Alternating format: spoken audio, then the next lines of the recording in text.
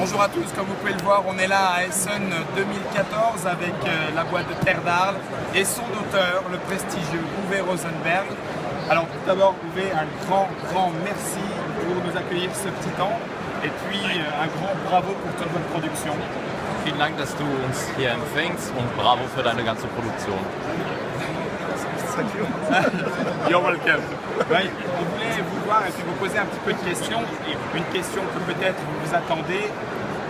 Comment est-ce qu'on est passé de Agricola, puis Ora et Labora, puis etc. jusqu'à Terre d'Arles? Comment est-ce que cette évolution a pu se faire? Wie hat sich die Entwicklung, wie entsteht so eine Entwicklung von Agricola bis Terre d'Arles und auch also inzwischen Ora et Labora und wie kommt man von Agricola zu Terre d'Arles? Tatsächlich ist es auf der Messe so, dass wir sehr viel gefragt werden, was Ader Erde mit Agricola zu tun hat. Die Leute wollen es verglichen haben. Das Ding ist, dass das, was man optisch sieht, sehr viel mit Agricola zu tun hat. Das Spielerische sehr weit davon entfernt ist und eigentlich viel mehr bei Ora et Labora liegt. Sodass die Antwort sehr ausführlich wäre, dann ist es quasi alles anders. Das kann man natürlich alles erzählen, aber da hat man die Regeln von Ader Erde komplett erklärt. Alors, c'est effectivement une comparaison qui a lieu très souvent entre Agricola et Terre d'Arles.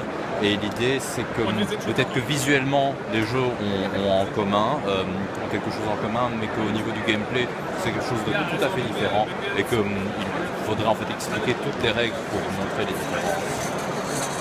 Oui, alors du coup, s'il y avait un point qui pour vous est important sur la différence, quelle est la différence, quel est l'élément particulier de Terre d'Arles, en tout cas le premier auquel vous pensez? Was ist das wichtigste Unterschied, wenn man nur ein Element sagen müsste, was also das Spiel Also Agricola lebt ja auch vom Anhäufungsmechanismus, dass man mal 3 Holz bekommt, mal 5 Holz und dann in jeder Runde neu einschätzen muss, wo gehe ich dann diesmal rauf, was ist besonders attraktiv. Das ist bei Ader Erde einheitlich. Ader Erde hat 3 andere neue Mechanismen, die ich da eingebaut habe, die ich natürlich im Einzelnen jetzt erklären kann, die allerdings im Vergleich zu Agricola auch keine Bedeutung haben. Ich kann es erklären, klar, aber was beantwortet die Frage eigentlich? Il serait prêt, il dit qu'il y a 3 nouveaux mécanismes qu'il a intégrés dans Terre d'Arles et qui font toute la différence avec l'Agricola. Et soll ich was von Ader Erde erklären? Il est prêt évidemment à les expliquer. avec plaisir, mais oui. Sehr gerne. Ja. Sehr gerne. Also bei diesen Spielen war es ja immer so, dass es eine Menge Aktionsfelder gibt. Ne? Viele Aktionsfelder und da geht man dann drauf. Dans Agricola, le principe c'est que les ressources s'accumulent sur les cases et puis on va là-dessus pour les prendre. Ader Erde habe ich jetzt so aufgebaut, dass es Sommer- und Winterfelder gibt. Also wenn man spielt, hat man nur immer die Hälfte der Aktionsfelder zur Verfügung. Il y a des cases d'hiver et des cases d'été et quand on joue on n'a que la moitié des cases d'action qui sont disponibles. Und da ist der Mechanismus dann auch dazu gehörig, dass wenn man mit seinen 4 Steinen, und der Gegner hat auch 4 Steine, gerade im Sommer einsetzt, dann kann genau eine dieser 8 Figuren ein Winterfeld besetzen. Aber nur eins. Das hat mehrere Dynamiken. Die eine ist offensichtlich, wenn ich rübergehe, kann der Gegner nicht mehr rübergehen. Es gibt noch mehr, aber ich will dich auch erstmal übersetzen lassen. Alors en fait, il y a, si j'ai bien compris, la possibilité en été d'aller sur une case hiver et pas plus. Et ça met toute une autre dynamique dans le jeu. On sait, Uwe, que le thème agricole, le thème des cultures, c'est très relié à la terre. Est-ce que c'est quelque chose d'important pour vous?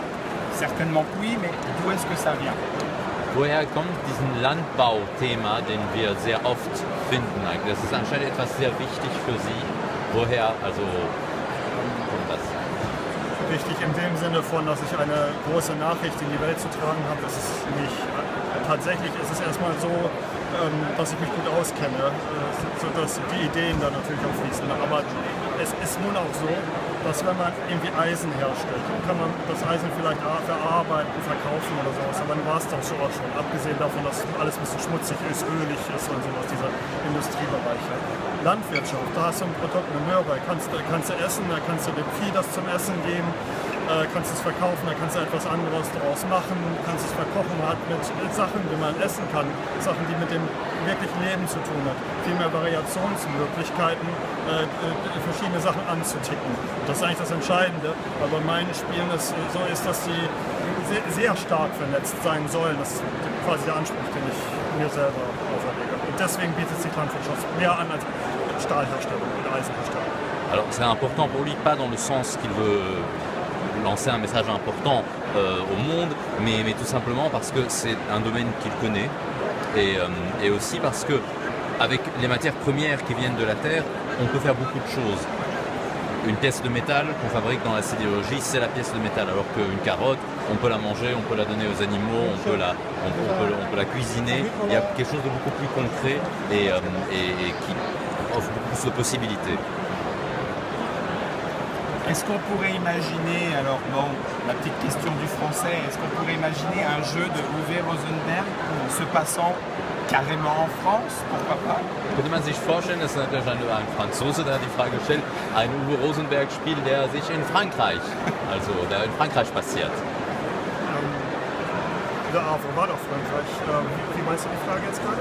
Also ob man, also ein Spiel, der in Frankreich gesetzt wäre, also als Thematik oder Thematik her. Das Witzige ist, dass ich das Spiel, was ich gerade auf dem Tisch habe, dass es in der Normandie spielt, was daran liegt, dass es da eine Landhausform gibt. Das ist ein französisches Wort, ich habe es natürlich vergessen, die sich sehr gut eignet, um etwas darzustellen, denn ich habe in meinem neuen Spiel, dass man ein Haus hat und das Haus größer macht, rein optisch. Und deswegen passte das zu diesem französischen Landhaustyp. Also es war Normandie, es gibt auch ein französisches Fachwort für, aber ich habe es vergessen. Tatsächlich, das, was ich gerade auf dem Schreibtisch habe, ist Frankreich. Il est justement en train de travailler sur un jeu qui se passe en Normandie parce que exactement la mécanique qu'il est en train de développer avec une maison qu'on peut agrandir convient tout à fait à l'architecture normande. C'est exactement son prochain projet. Aber nächstes Jahr erscheint zweimal Norwegen. Es liegt im Moment auf dem Schreibtisch, das heißt, es ist eine Arbeit. Peut-être qu'il y aura d'abord l'année prochaine quelque chose en Norvège. Bon, d'accord. Bon, 2 years. in 2 years? Oh, so French player, you have to wait for that game for 2 players. 2 years. For 2 player, I don't know. I make the game with 2 players and then I see 3 players. Or 4, okay. So, thank you very much for this little interview. We know that a lot of French players love your games. We have a lot of fans. I think it's happy for you to have this fan. Yes. Yep. I saw you signed box inside. How do you feel that? Nothing, because it's just like every show, but it's not so important for me.